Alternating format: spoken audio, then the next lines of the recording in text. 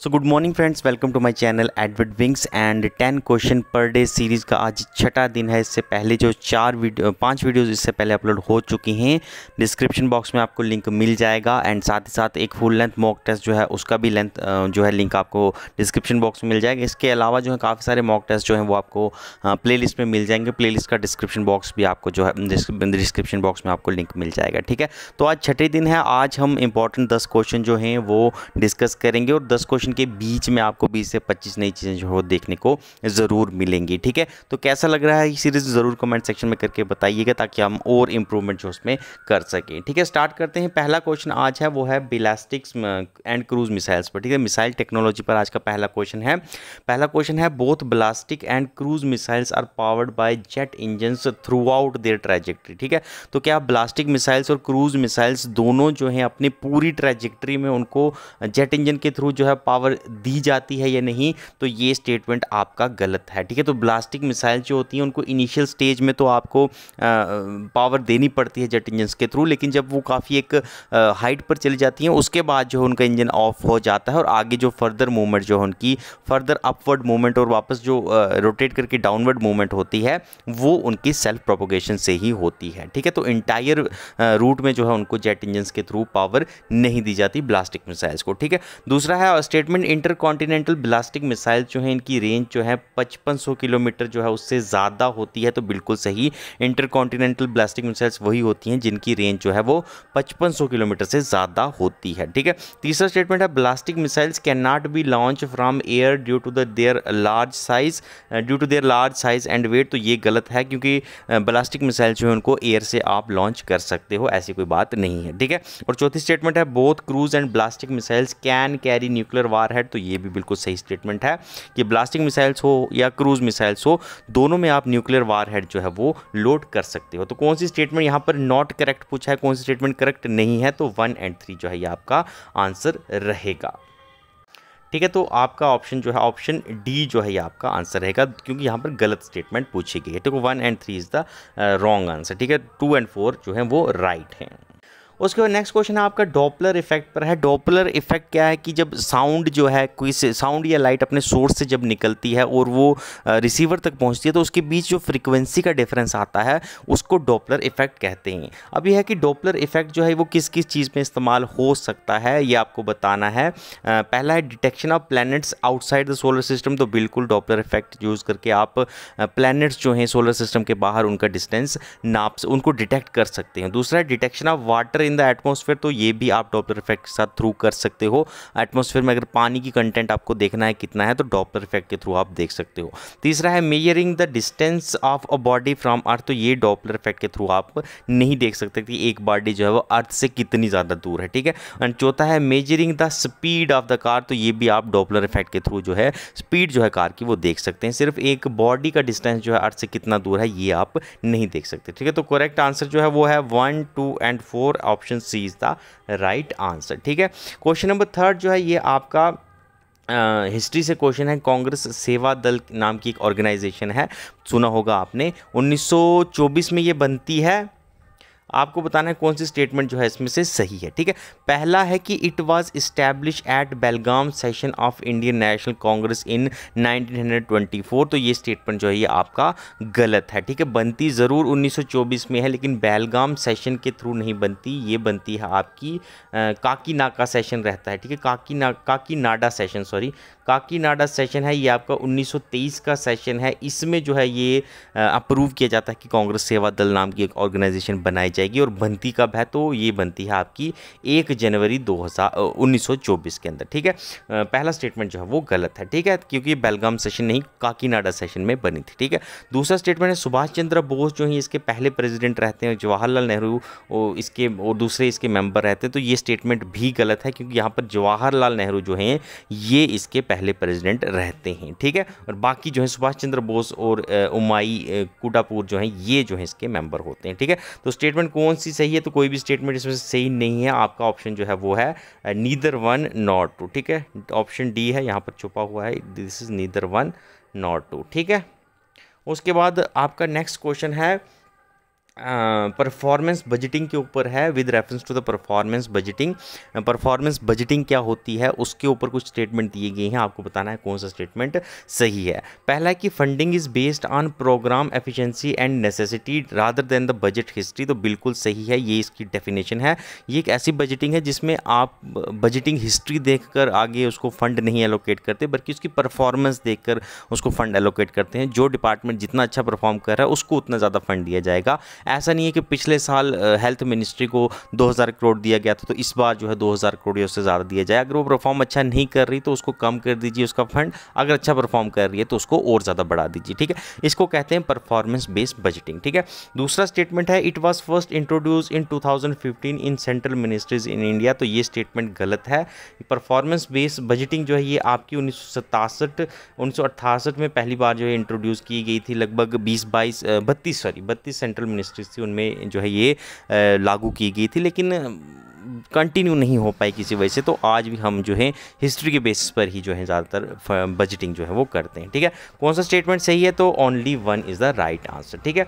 उसके बाद next question आपका जो है वो लाइन ऑफ क्रेडिट के ऊपर है। लाइन ऑफ क्रेडिट जो कि गवर्नमेंट ऑफ इंडिया की तरफ से दिया जाता है, क्या है, एक तरह का सॉफ्ट लोन है जो कि भारत की सरकार या भारत के कुछ बैंक्स जो हैं वो दूसरी डेवलपिंग कंट्रीज़ को देते हैं, ठीक है। स्टेटमेंट कौन सी सही है इसमें से पूछा गया। पहली स्टेटमेंट है, it is a one time development grant provided to developing country by Indian government. तो जैसा कि मैंने बताया कि ये ग्रांट नहीं होती, ग्रांट वो होती है जो आपने दे दी और वापस नहीं कोई देगा। एक होता है लोन, एक होती है ग्रांट। लोन है जिसमें आप पैसे दे रहे हैं, आपको रेट ऑफ इंटरेस्ट के बाद वो पैसे वापस देने पड़ेंगे जिसको भी आपने पैसे दिए हैं। ग्रांट है कि आपने दे दिया, दान कर दिया और उसको भूल गए, ठीक है। तो ये ग्रांट नहीं होती है। लाइन ऑफ क्रेडिट जो है ये एक लोन होता है, सॉफ्ट लोन होता है, हल्का सा इंटरेस्ट इस पर लगता है, लेकिन होता ये लोन है, ग्रांट नहीं होती, ठीक है। It is a kind of loan. दूसरा स्टेटमेंट है, under it goods and services for at least 75% of the value of the contract must be source from India. कि आपने मान लीजिए 100 करोड़ किसी कंट्री को दिया और आपने कहा कि 100 करोड़ तो मैं आपको दे रहा हूँ, लेकिन 100 करोड़ में से 75 करोड़ की चीज़ें जो हैं, इस 100 करोड़ में से 75 करोड़ की चीज़ें आपको भारत से ही लेनी है, ठीक है, भारत से ही एक्सपोर्ट के थ्रू लेनी है। तो बिल्कुल सही स्टेटमेंट है, ऐसी जो है कंडीशन रखी जाती है। तीसरा है, the full amount extended through LOC that is line of credit should be exclusively from government to government basis. कि क्या ये भारत की सरकार जो है दूसरे देश की सरकारों को डायरेक्टली देती है 100% अमाउंट, तो ये भी गलत स्टेटमेंट है। आजकल जो है ये रिस्पॉन्सिबिलिटी आपकी एग्जिम बैंक को दे दी गई है, तो गवर्नमेंट के पास नहीं है, एग्जिम बैंक। एग्जिम आपका आ गया एक्सपोर्ट इंपोर्ट बैंक इसको कहा जाता है, ठीक है, तो ये देता है आजकल। तो चौथा statement, Bangladesh has been the recipient of largest concessional credit given by India to any single country. कि भारत ने जितनी भी कंट्रीज़ को ये लाइन ऑफ क्रेडिट नाम का लोन दिया है उसमें से सबसे ज़्यादा लोन भारत ने बांग्लादेश को दिया है। क्या, तो बिल्कुल सही स्टेटमेंट है, बांग्लादेश जो है सबसे ज़्यादा लोन ले चुकी है, ठीक है। तो राइट आंसर आपका 2 और 4 is the right answer, option B.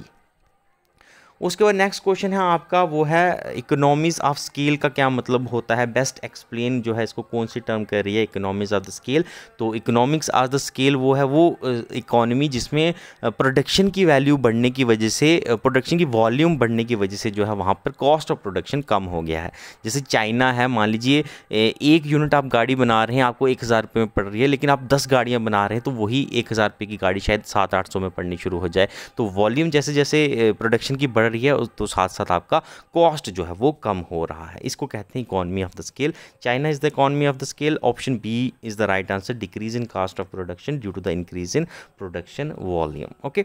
उसके बाद नेक्स्ट क्वेश्चन जो है आपका वो आता है नॉन डेट कैपिटल रिसीट्स, ठीक है। कैपिटल रिसीट्स क्या होती हैं, जो कभी कभार आपके पास आती हैं, काफ़ी बड़े अमाउंट में आती हैं, जिसका पीरियड जो है ज़्यादातर 1 साल से ऊपर रहता है। यानी 1 साल के अंदर अंदर नहीं, वो मतलब आज आपको मिली है फिर आपको 1 साल बाद ही कहीं जाकर मिलेगी, एक नॉर्मल टर्म है और काफ़ी बड़ा अमाउंट मिलेगा, उसको कैपिटल रिसीट कहते हैं। और नॉन डेट कौन सी होगी, जो कि आपको वापस किसी को नहीं देनी, ठीक है। नॉन डेट एक जैसे आपने लोन लिया है, लोन आपका कैपिटल रिसीट तो है, लेकिन ये डेट क्रिएटिंग है, यानी आपको कल वापस देना है और विद इंटरेस्ट देना है।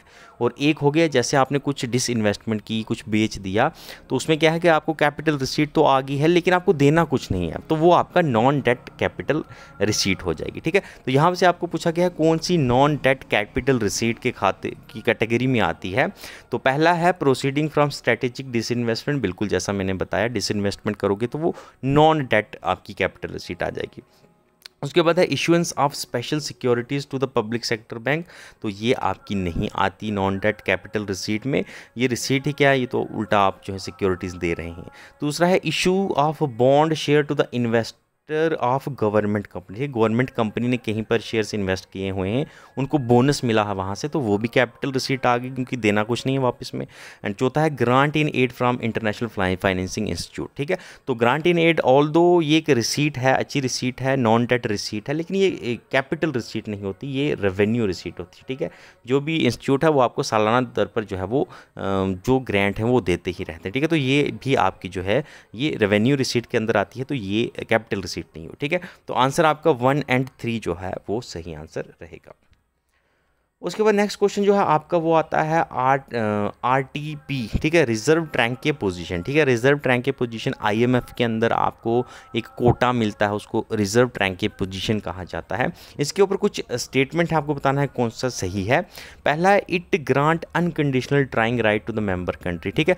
अगर रिजर्व टैंक की पोजीशन आपकी वहाँ पर अच्छी है तो आपको आप जितना भी पैसा जो है वो IMF से निकलवा सकते हैं, तो बिल्कुल सही है।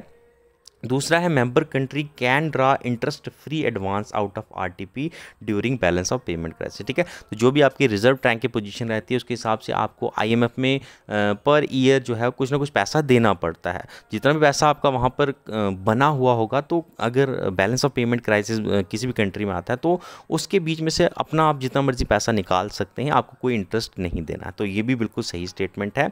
तीसरा है शेयर जो है रिजर्व टैंक की पोजीशन का इंडिया की फॉरेन एक्सचेंज रिजर्व में वो ज़्यादा है स्पेशल ड्राइंग राइट्स के मुकाबले, तो ये स्टेटमेंट आपका गलत है क्योंकि SDR जो है भारत में वो ज़्यादा हैं एज़ कम्पेयर टू RTP, ठीक है। सबसे ज़्यादा जो है फॉरेन एक्सचेंज करेंसीज जो है, फॉरेन करेंसी जो है सबसे ज़्यादा होती हैं, नंबर 1।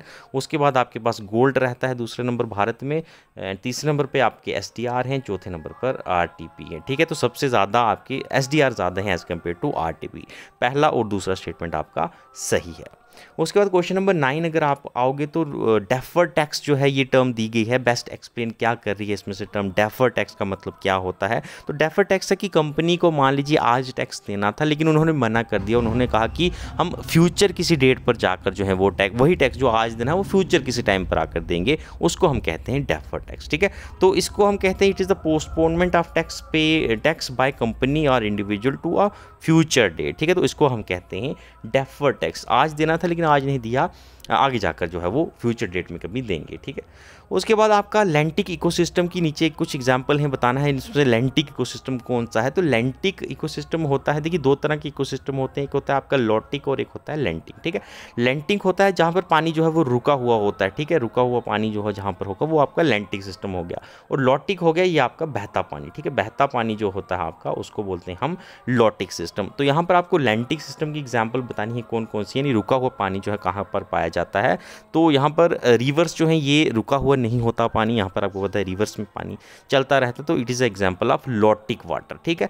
और साथ ही साथ आपकी स्प्रिंग्स जो होती हैं ये भी यहाँ पर पानी रुका हुआ नहीं होता, ये भी लॉटिक की एग्जांपल है।